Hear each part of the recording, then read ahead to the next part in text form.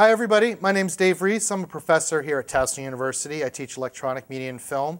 And welcome to this lecture that I call Art and Technique. It's really looking back at the evolution of camera technology, both still camera, motion picture camera, also looking at lenses, really to give you an overview of what you're getting involved with as an EMF student. You're going to be doing types of things that most people don't ever do, and types of disciplines, the things you need to know, the different crafts, the different art and techniques of different disciplines are just really important for you to understand, first of all, where things came from, how things work, but also how things interconnect and what makes a camera, what makes a good lighting situation, a good lighting situation, composition, all that stuff. So this lecture is, I'm really cherry picking kind of the very best things, or the highlights of the historical evolution of cameras and film and video. And that's it. So if you're all ready, let's go ahead and begin. First off, let's talk about photography. Sir John Herschel first used the term in 1839, the year the photographic process became public. It's a Greek word, and it's a combination of light and writing. So writing in light, it means photography, which is very appropriate. The first camera was optical, called camera obscura, which is Latin for dark room. And literally, these were large rooms that were darkened with a small hole that allowed an image to enter into the room and then be reversed upside down and projected against a wall, just like you see in this illustration here. This actually shows a little bit better of what these guys were doing. Back when camera obscura was in vogue, there was no way to record the image. So what was happening was people were tracing, they were using this image that was being projected upside down inside these rooms, and they were tracing them. It was used as an artist's tool to get perfect perspective in terms of line and shape and stuff like that. So this illustration here is a good example of that. Very, very early primitive optical camera. This is kind of an updated version of that camera. It's kind of now been put into a small box, and it's has a mirror which now puts the image right side up in front of the viewer. And also now, instead of just a small hole in front of the lens, we now have, a hole in front of the camera, we now have a lens. We're now using optical glass to help focus and direct the image exactly where we want it to be in the camera. The first successful image, not drawn, but actually recorded, was produced in 1827 by Joseph Nietzsche. He used a material that was hardened to exposure to light. The picture required an exposure of 8 hours onto an actual silver plate. And what you see here is that the actual image that it recorded, which was not too impressive. In 1837, another Frenchman, Louis Daguerre, creates image on silver-plated copper, coated with silver iodide and developed with warmed mercury. This image here now really is the birth of what I would call the birth of photography, the birth of the photograph. We have an image that is capturing light and dark and contrast and detail, and it's really the beginning of photography. However, the daguerreotype process was based on exposing an image onto a single wet plate. And although it was good, it was really expensive, and each picture was a one-shot deal. The only way of making a copy of a picture was to literally have two cameras side by side shooting it. So right away, there's limitations with this wet plate process that was really the birth of photography. The next major step happened in 1871 when gelatin, which had only been discovered a few years before, was used instead of glass as a basis for that photography plate. This led to the development of the dry plate process. And you can see here, as this image shows, this process was allowed a lot more detail and also was a lot less cumbersome and really was the next big step in photography.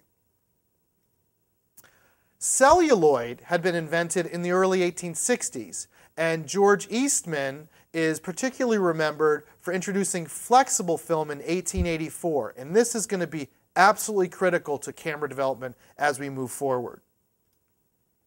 4 years later, Eastman introduced the box camera, and now photography could actually be done by the masses. And this is an interesting picture here. This is actually a picture of George Eastman on a boat taking a picture with one of his box cameras. So this might be the first instance of a camera of two people taking a picture of each other.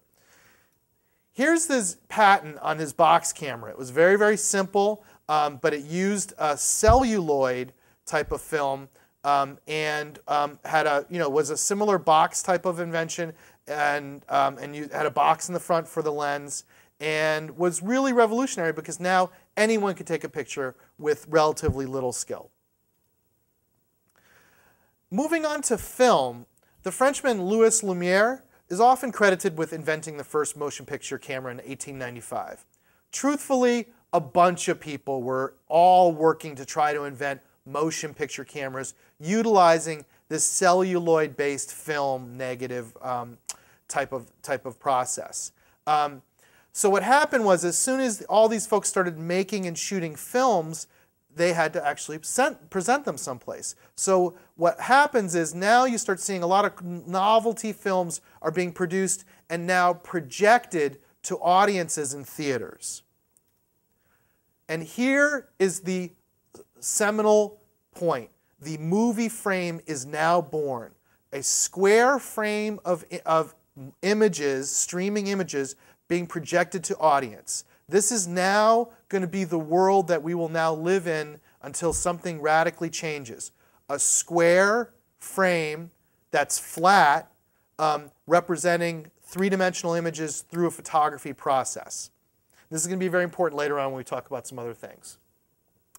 The first big success with audiences has to be the Great Train Robbery done by Thomas Edison in 1903. It includes a famous close-up of outlaw Justice Barnes shooting a gun straight at the camera. And you have to understand, audiences at that time had never seen anything like this. So to have these realistic images that were projected fairly large in these rooms, people looking at them, shooting at them, trains going by, really scared the crap out of them and really, really made quite an impact. And the birth of literally the motion picture industry just exploded. And Eastman invented all kinds of stuff and got together with Thomas Edison, and they invented all these different types of ways to not just record images with a camera, but to screen them for an audience. And that's something you always have to remember, that the technology is a means to an end, really that end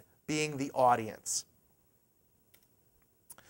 Television cameras were invented in the 1920s. There's this American engineer, Philo Taylor Farnsworth, and this image here shows him with his television camera, which was an image dissector. It converted an image and captured it into electrical signal. So here we go from a film camera capturing an image through an optical and chemical process to now an electronic camera capturing an image through an electronic process. Early tube-based cameras and video cameras, as well as computer chip-based cameras, both use what's called a CCD, or a charged coupled device. So this camera on the left, antique old tube-type camera, as well as this camera on the right, which is one of the cameras that one of our cameras we use here at EMF, both use what's called a CCD. That's what's recorded. That's how the image is recorded onto whatever medium you're recording, whether it's videotape or some sort of digital medium. Digital comes in 1986. Kodak scientists invent the first megapixel sensor, capable of recording 1.4 megapixels, and that could produce a 5:7 digital quality print. This diagram underneath here shows the electronic process that's happening, but all that process is actually taking place on a tiny computer chip that literally are smaller than a coin. And as technology progresses, these chips become more and more advanced and much more smaller, hence why we have all these small cameras that are able to record fairly good quality. But, and this is a big but, all these cameras share one common element, and that is a lens. The lens is used to focus and direct the image, as well as manipulate size of the image and focus. And so how a lens is made, as you can see in this diagram, it's literally a bunch of different pieces of glass, either shaped one way or another. And when you start putting those things in relationships, it allows you to have a nice clarity of image. It also allows you to zoom in, zoom out, control exposure, all that type of thing. But the main thing to take away here is you're going to be dealing with cameras for the rest of your life. They're going to change. The technology is going to change. However, they are all going to share a common element, and that's going to be a lens that's most likely going to have glass elements inside of it. And that's very, very important to remember because that's a technology that is not hundreds of years old, but goes back farther than that. The oldest lens can actually be dated back to 640 BC. However, the widespread use of lenses really wasn't used until the 11th century when people were using them to help them read. And then by about 1280 in Italy, spectacles were being used to help people with their vision. So here we see the elements of the lens, the glass part of a lens, being used used in different ways, but also predating all this film and video stuff, by hundreds and hundreds of years. So keep in mind the lens is an integral and important element to everything that we do. And no matter what's in back of that lens, there are certain things that are common with that, in terms of technique and how to use it, and also limitations to it that we want to make sure you learn as you go through the program. However, going back, just backstepping a bit,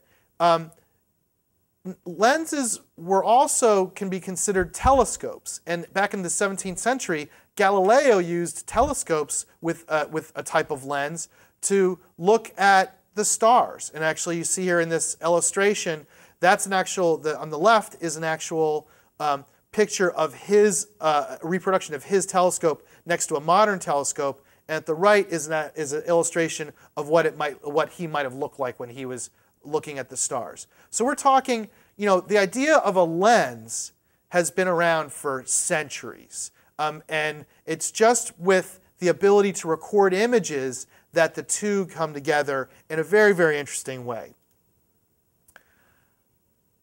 Switching gears now to what probably is the most important part of what we need to really understand as filmmakers is human vision. Understanding that our eyes, your vision, that your eyes and all of the mechanisms that use to record images far outweigh any camera that's ever been invented. Here in this diagram shows you a brief demonstration of what the cross-section of an eye looks like.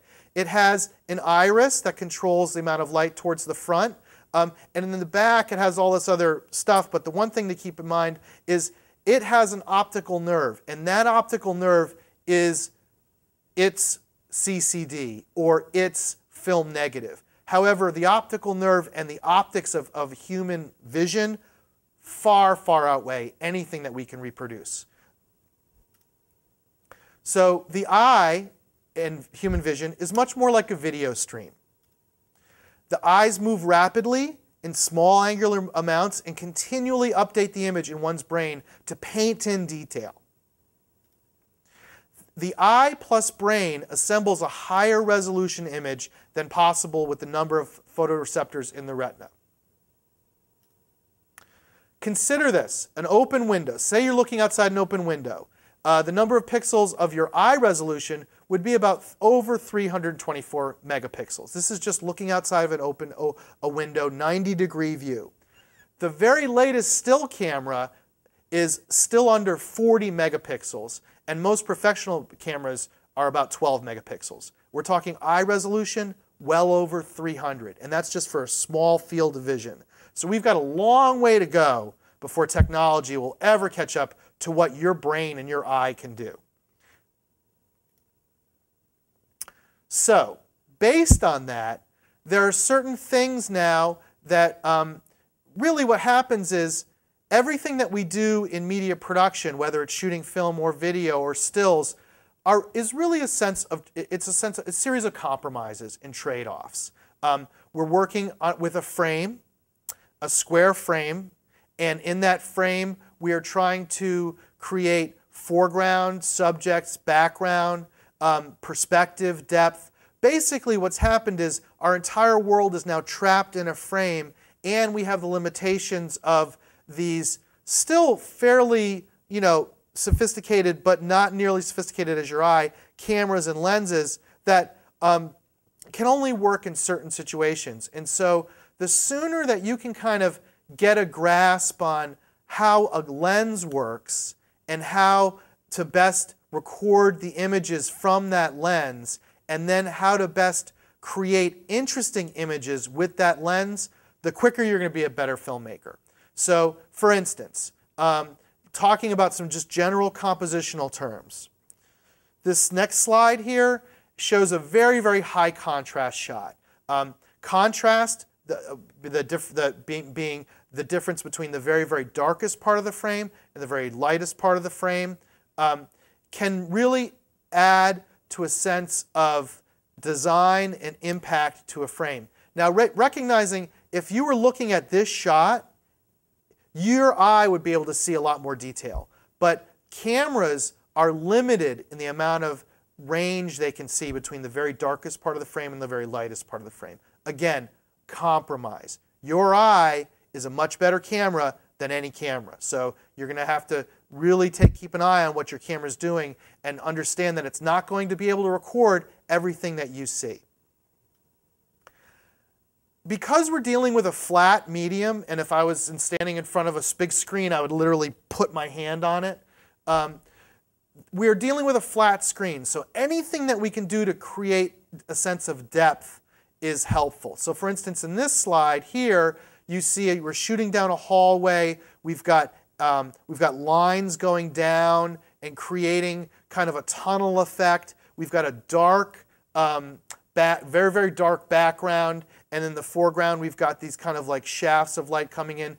This shot creates depth, and so every time you pick up a camera, you want to try to figure out a way to at least make the composition interesting, and most often that means trying to create some sort of depth.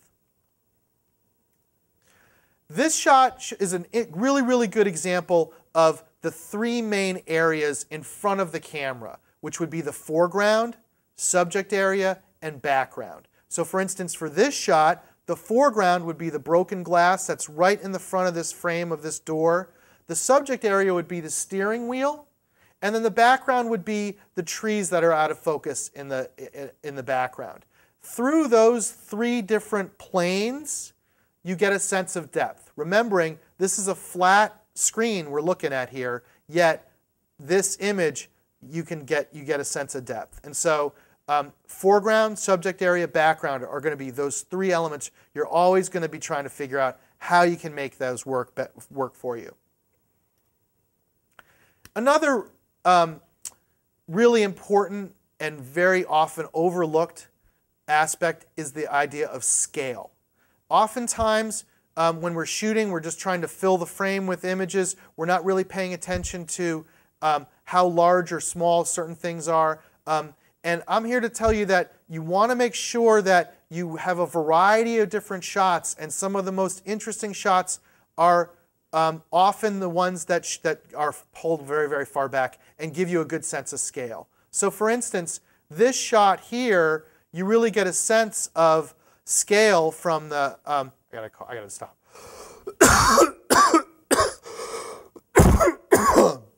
All right, let me back it up. Take a chance, get Yeah, your voice clear. no problem. So for this, okay, back, picking it up, 3, 2, 1. So for this shot here, you really get a sense of scale by having the subject area, which could be which is the dancer, far away, huge, filling in the windows, the floor, all of it giving a really interesting sense of scale.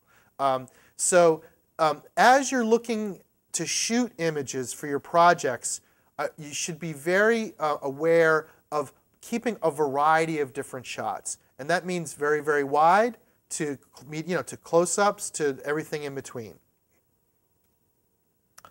Also, again, because we are dealing with a flat medium, yet we want to try to create depth. Any way you can take your subject matter and create kind of a diagonal line within a frame can be really, really helpful. So, for instance, in this picture, we see we basically see 3 people lined up kind of on a diagonal with the entire composition kind of going at a diagonal, and I would argue creating a very nice sense of depth here, where your eye has a place to travel and then kind of follows along the line of the 3 people.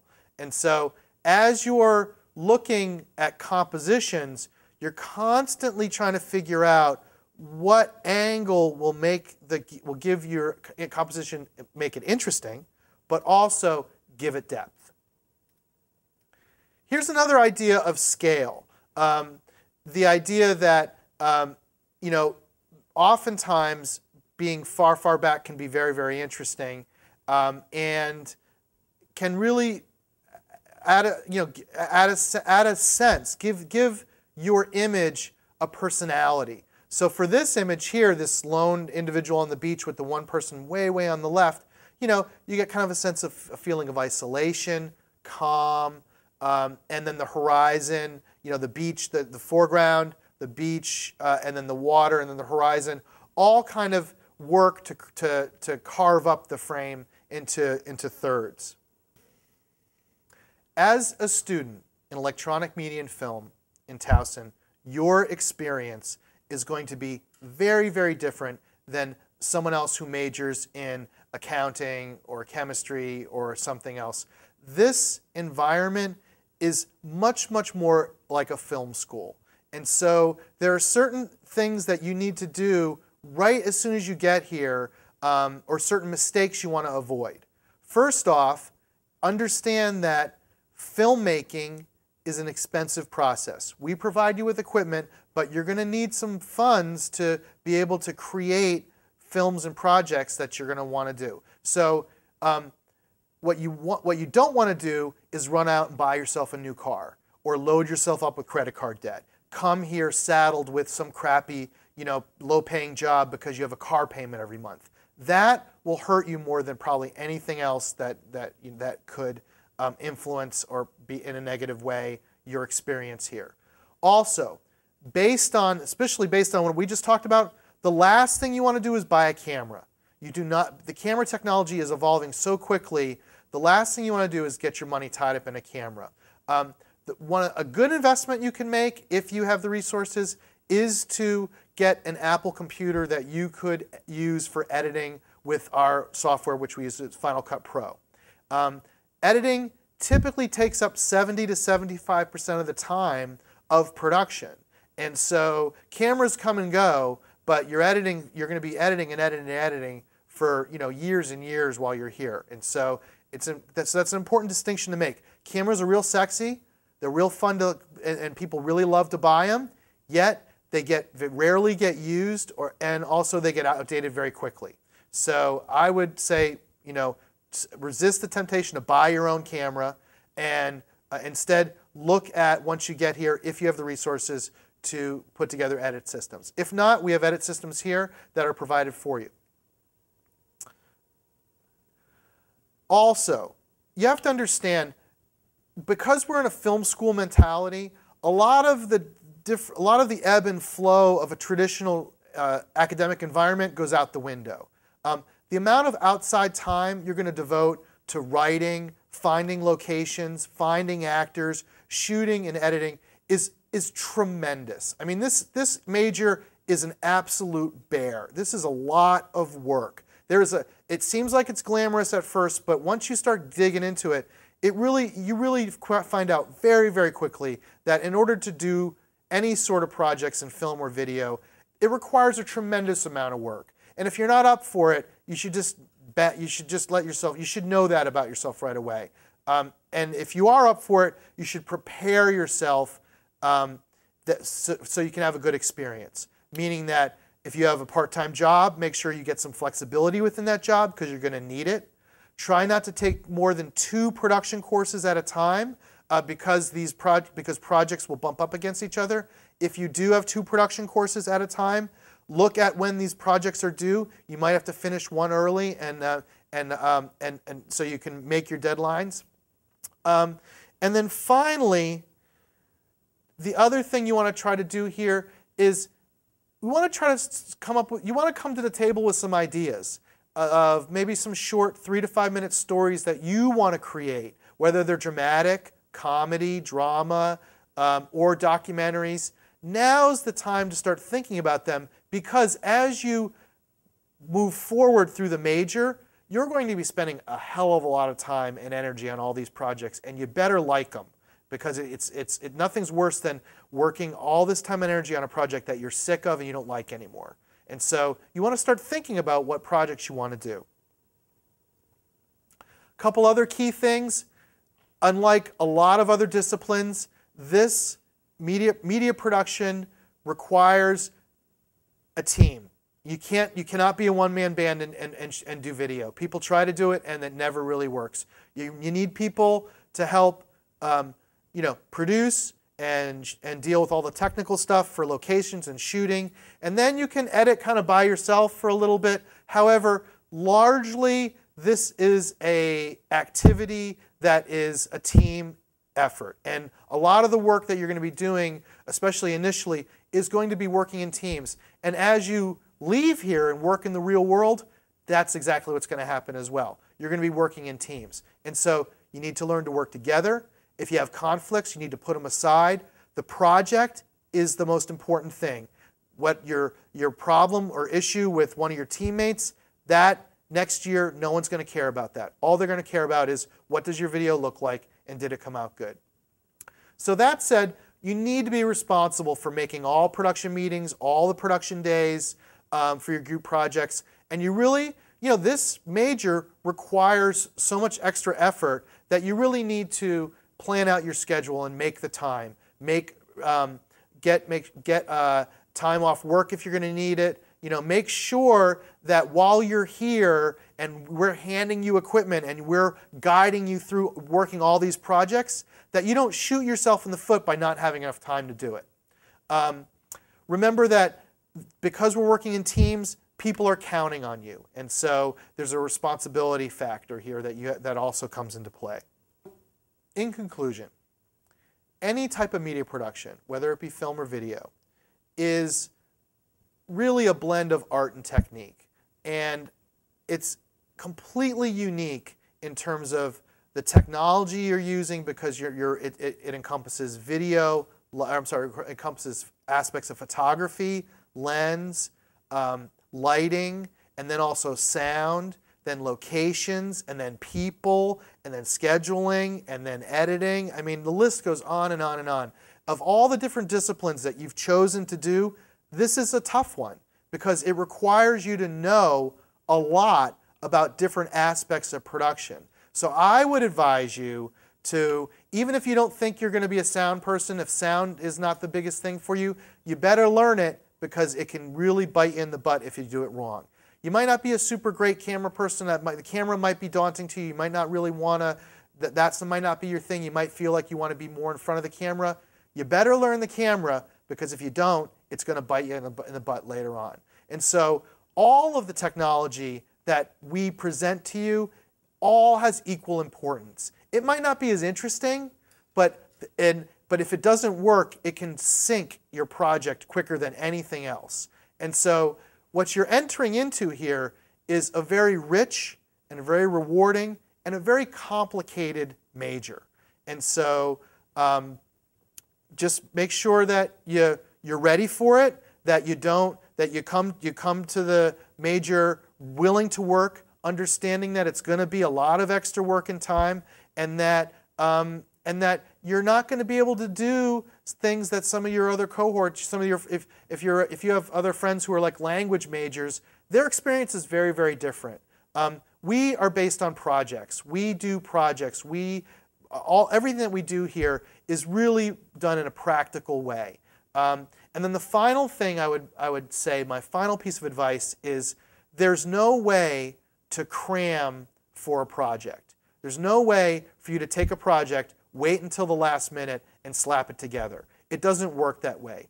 Every time you do any sort of video project, the time that it takes actually increases rather than decreases. So you want to make sure that you start things early, that you get your stuff done early, and that if you don't like it, you go back and redo it. You can't wait till the last minute to do projects here at EMF. That is probably the biggest problem we have, and the biggest mistake that most students make, and the biggest reasons why a lot of students' work is not up to where it could be. All right, well listen, have a great time. Be safe, be careful, be creative, have fun. My name is Dr. David Reese. You can contact me upstairs in room something on the second floor, or email me, dr@davidreese.com or dreese@towson.edu. And good luck with the rest of the semester.